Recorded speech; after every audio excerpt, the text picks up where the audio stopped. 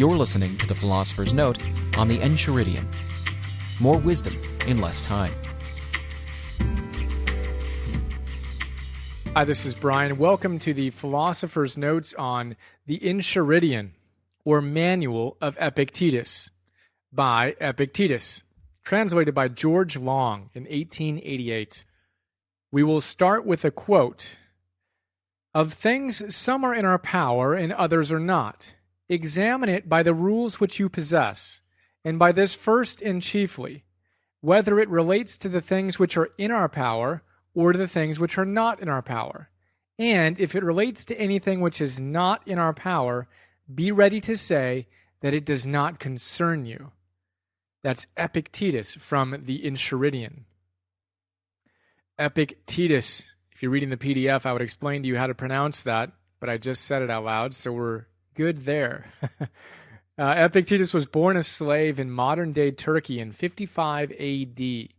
He later gained his freedom and became one of the leading Stoic philosophers of his era. As you know, if you've read my notes on Marcus Aurelius' Meditations and Seneca's Letters from a Stoic, I'm a huge fan of Stoicism. Those guys rock. Practically speaking, there are a number of translations of Epictetus' Enchiridion, or Manual, a book transcribed by one of his leading students named Arrian. I went with the classic 1888 translation by George Long for the note. It's a little rougher than the more modern and readable adaptations by, say, Sharon LaBelle or Gay Hendricks, but I dig it. And you can download it for free, actually, on this site if you're feeling it. Alrighty then, let's jump in. We'll start with the first big idea. What's your opinion? Quote, "Men are disturbed not by the things which happen, but by the opinions about the things. For example, death is nothing terrible, for if it were, it would have seemed so to Socrates. For the opinion about death, that it is terrible, is the terrible thing. When, then, we are impeded or disturbed or grieved, let us never blame others, but ourselves, that is, our opinions.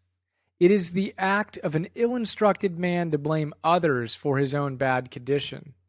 It is the act of one who has begun to be instructed to lay the blame on himself, and of one whose instruction is completed, neither to blame another nor himself." End quote. This is genius and a core precept of Stoicism. Quote, "Men are disturbed not by the things which happen, but by the opinions about the things." End quote. If the things that happen absolutely cause a certain response, then everyone who ever has that type of experience would have the exact same response. Obviously, that isn't the case. Here, Epictetus tells us that, for example, death is nothing terrible. For if it were, it would have seemed so to Socrates. Therefore, we need to recognize that it's not the event that creates the response, it's how we interpret the event. Our opinion, as Epictetus says, that determines everything. This is a huge theme in Stoic philosophy. Marcus Aurelius says the same thing. He says, if you are distressed by anything external, the pain is not due to the thing itself, but to your own estimate of it. And this you have the power to revoke at any moment. End quote. Seneca says the same thing as well. The place one's in, though, doesn't make any contribution to peace of mind. It's the spirit that makes everything agreeable to oneself. End quote. And it's not just Stoics who teach this wisdom. Everyone says the same thing. Buddhists call it emptiness. Osho tells us to have responsibility. And modern-day gurus like Jack Canfield give us an equation to figure out. E plus R equals O. We'll get to that in a moment. Start with Buddhism. In his great book, Interpreting the Ancient Tibetan Buddhist Sutra, The Diamond Cutter, you can see the notes, Geshe Michael Roach tells us, quote, "In the last chapter, we spoke about the hidden potential in all things, what the Buddhists have always called emptiness. We saw clearly that nothing that ever happens to us is a good thing or a bad thing from its own side, because if it were, then everyone else would experience it that way as well.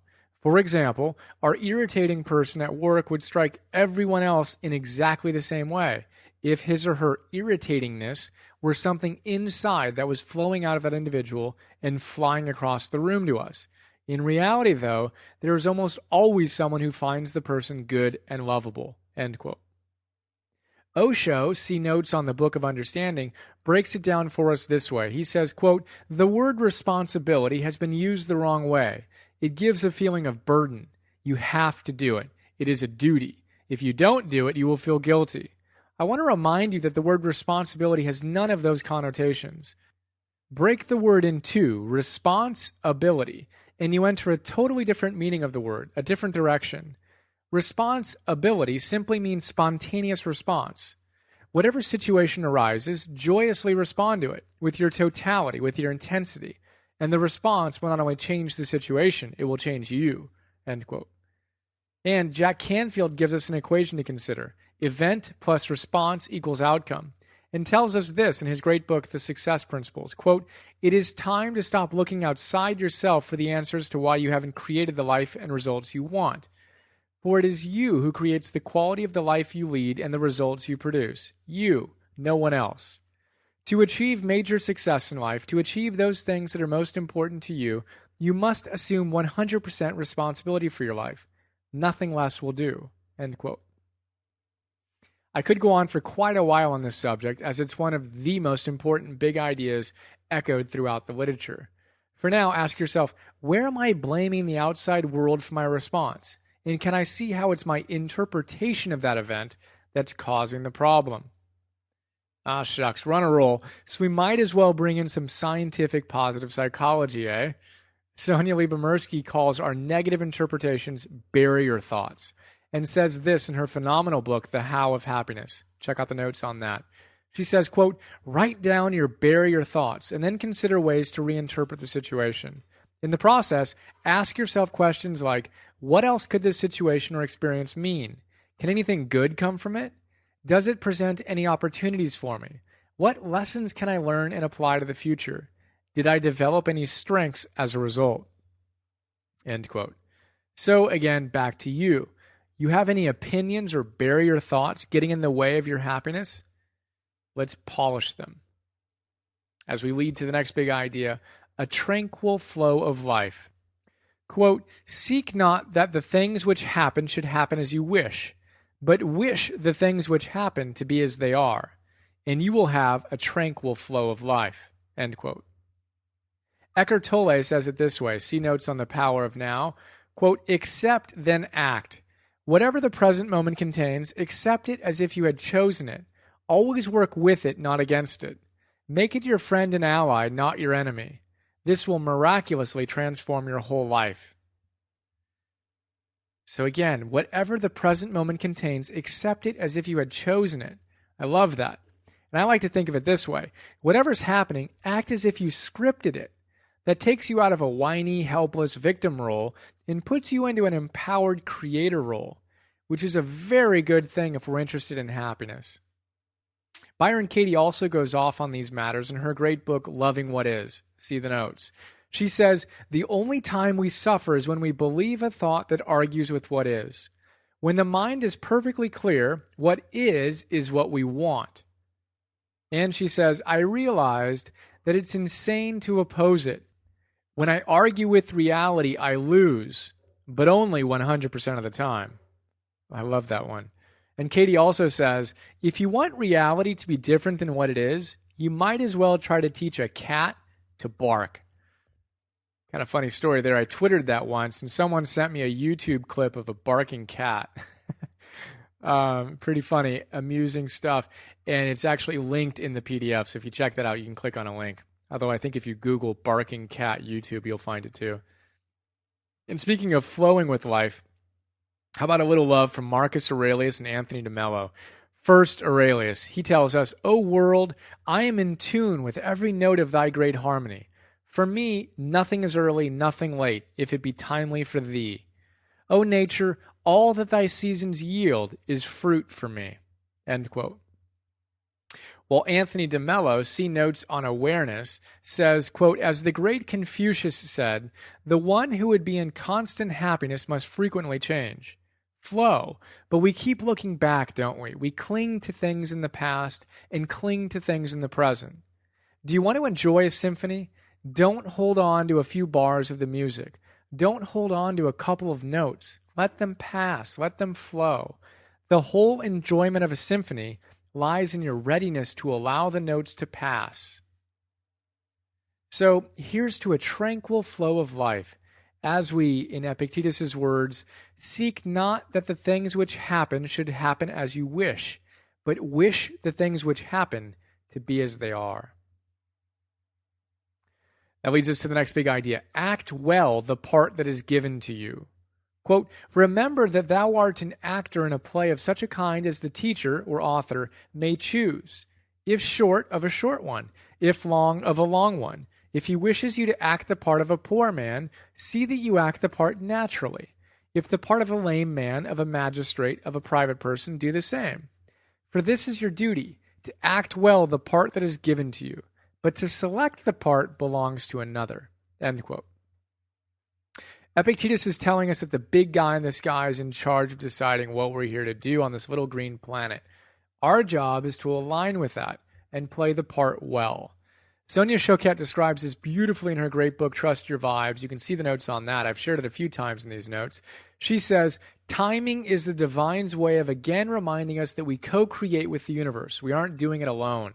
We plant, water, and weed the seeds of creativity, but we don't have the power to make them grow, let alone grow according to our schedule. How it all unfolds is up to God. God's wisdom will fulfill our deepest intentions once we set them in motion. Our part is to create the perfect conditions for the universe to flow through us, much like our job is to create the perfect conditions for the garden to grow. But that's all we can do. God flows through us and develops our gardens according to his own timetable.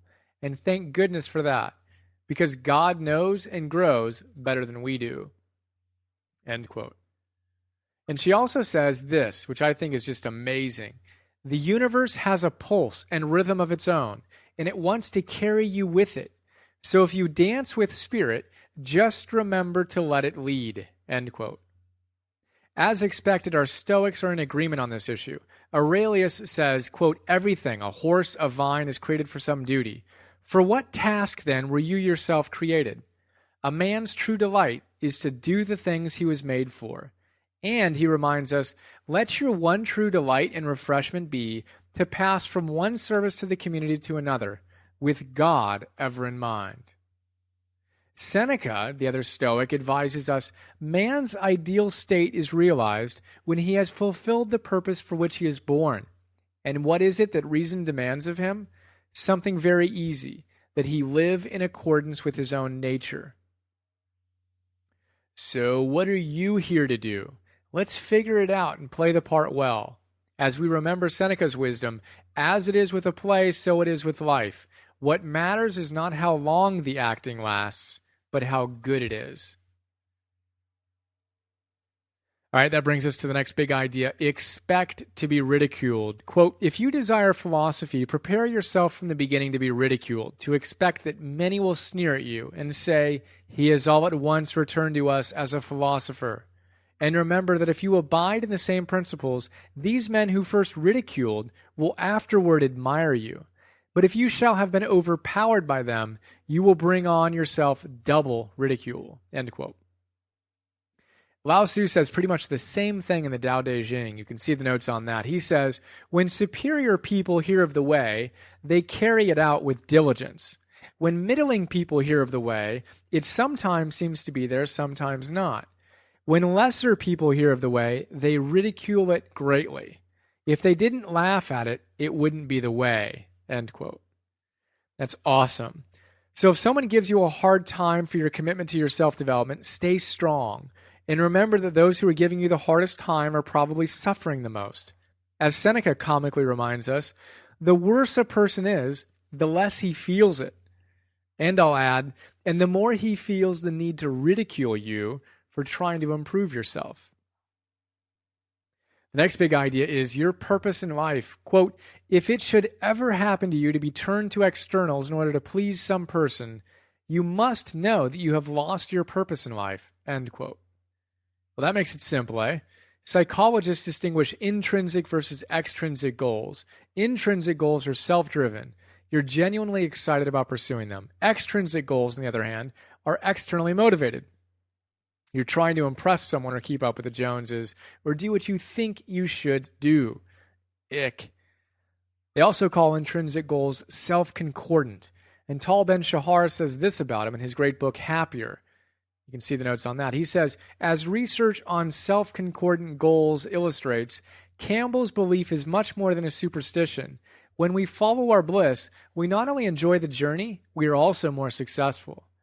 So let's follow our bliss and stay on purpose, shall we? The next big idea is, whose cup broke, mine or yours? Quote, we may learn the wish or will of nature from the things in which we do not differ from one another. For instance, when your neighbor's slave has broken his cup, or anything else, we are ready to say forthwith that it is one of the things which happen. You must know that when your cup is also broken, you ought to think as you did when your neighbor's cup was broken.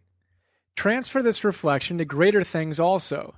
Is another man's child or wife dead? There is no one who would not say, this is an event incident to man. But when a man's own child or wife is dead, forthwith he calls out, woe to me, how wretched I am. But we ought to remember how we feel when we hear that it has happened to others. End quote. Although it's more than a little weird to really feel into a neighbor's slave doing anything, this is powerful. Reminds me of the great story S.N. Guenca told during my 10-day Vipassana meditation.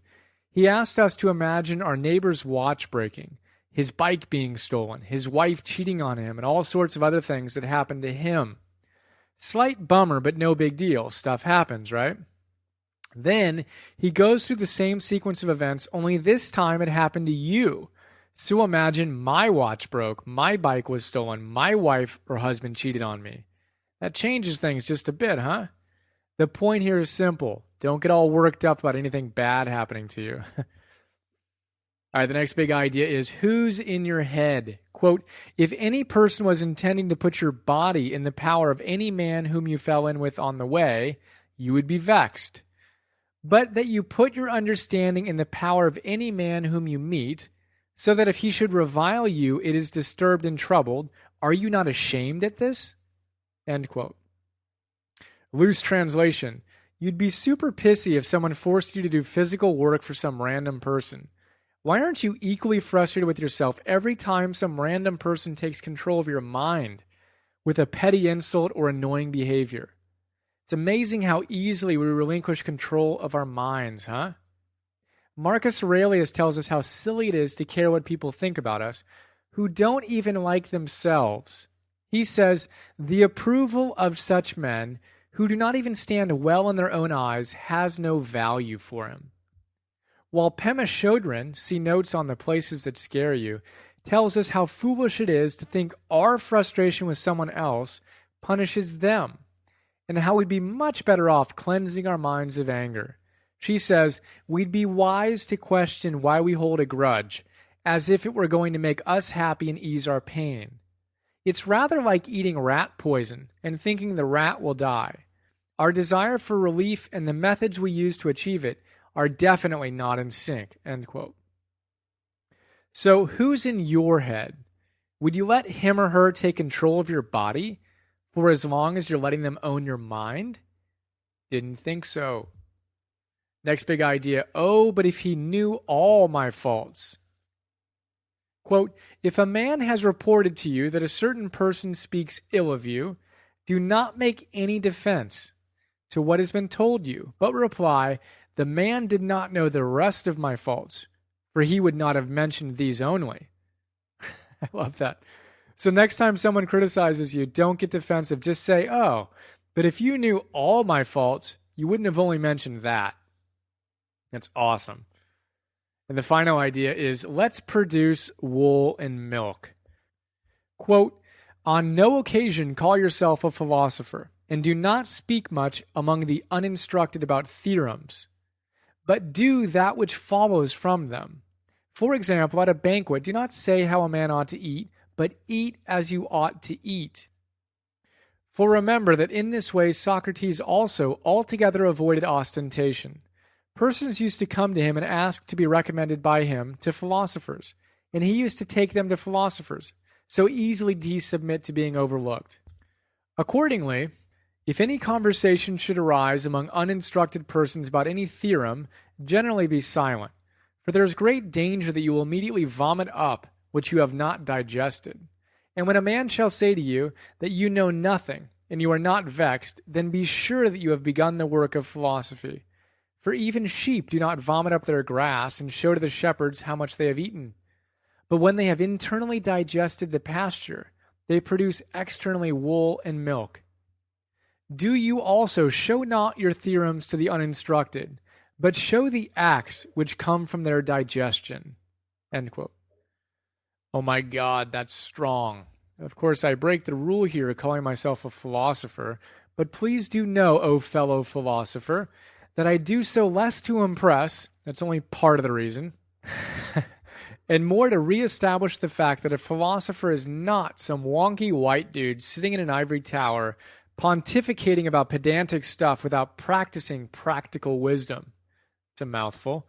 No, I say, from the top of my soapbox, a philosopher is a lover of wisdom, all caps, so enamored with life that we passionately study its truths. For the record, the word philosopher comes from the Greek philosophia and means lover of wisdom. Having said all that, let's focus more on the wool and milk and less on the vomit, shall we? For, as Wallace D. Waddell says in The Science of Being Great, the world needs demonstration more than it needs teaching. Well, there you go. There's a quick look at Epictetus' Enchiridion. Hope you enjoyed. Let's take a quick look at Epictetus' bio, and then some other notes I think you'll enjoy, and then some quotes from the sidebar. Epictetus was born in 55 AD and died in AD 135. He was a Greek Stoic philosopher and was probably born a slave in modern-day Turkey and lived in Rome until his exile to Nicopolis in northwestern Greece, where he lived most of his life and died. His teachings were noted down and published by his pupil Arrian in his discourses. Philosophy, he taught, is a way of life and not just a theoretical discipline. To Epictetus, all external events are determined by fate and are thus beyond our control, but we can accept whatever happens calmly and dispassionately. Individuals, however, are responsible for their own actions, which they can examine and control through rigorous self-discipline. Suffering arises from trying to control what is uncontrollable, or from neglecting what is within our power. As part of the universal city that is the universe, human beings have a duty of care to all fellow humans. The person who followed these precepts would achieve happiness. That's from Wikipedia, where you can learn more. So if you like this, I think you'll also like the notes on the other Stoic philosophers, Marcus Aurelius' Meditations and Seneca's Letters from a Stoic. I also think you'll like the notes on Gay Hendricks' Conscious Living. He's another huge fan of Stoicism, and we talk about it in that note. I think you'll also like the note on awareness, on the success principles, and on happier. How about some quotes from the sidebar? But what is it that I wish? To understand nature and to follow it. These reasons do not cohere. I am richer than you, therefore I am better than you.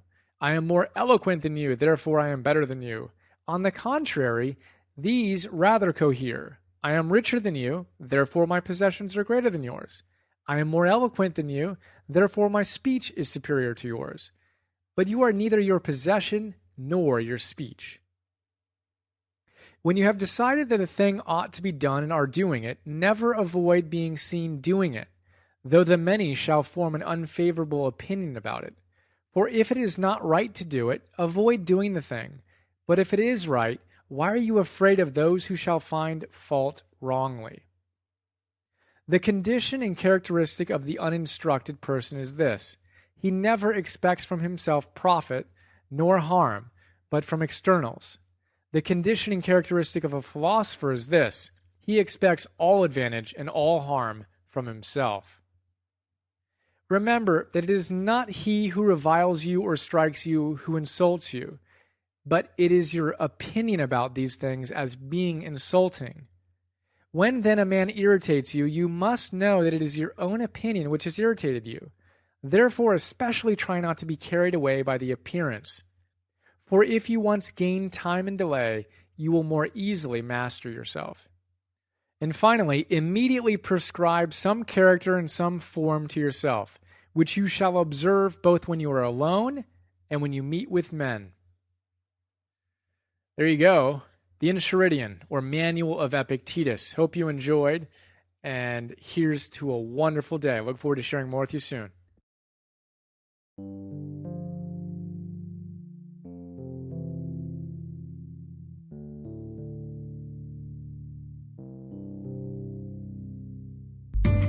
We hope you enjoyed this Philosopher's Note. Please go to www.philosophersnotes.com to download more.